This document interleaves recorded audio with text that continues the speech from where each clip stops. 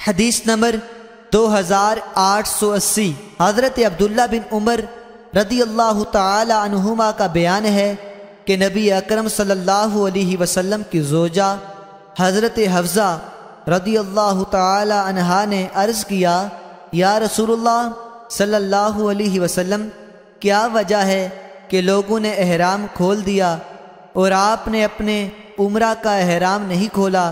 آپ نے فرمایا، میں نے اپنے بالوں کو چپکا لیا اور ہدی کے گلے میں قلادہ ڈال دیا ہے، بس میں قربانی کرنے تک احرام نہیں کھولوں گا۔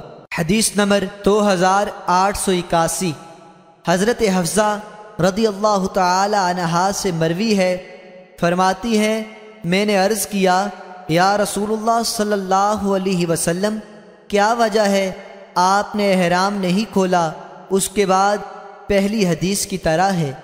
حدیث نمبر 2882 حضرت حفصہ رضی اللہ تعالی عنہا سے مروی ہے، فرماتی ہیں، میں نے نبی کریم صلی اللہ علیہ وسلم کی خدمت میں عرض کیا، کیا وجہ ہے کہ لوگوں نے احرام کھول دیا اور آپ نے اپنے عمرہ سے احرام نہیں کھولا؟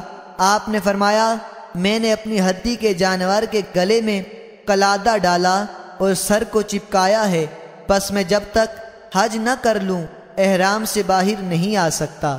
حدیث نمبر 2883 ایک اور سند سے بھی اس کی مثل مروی ہے۔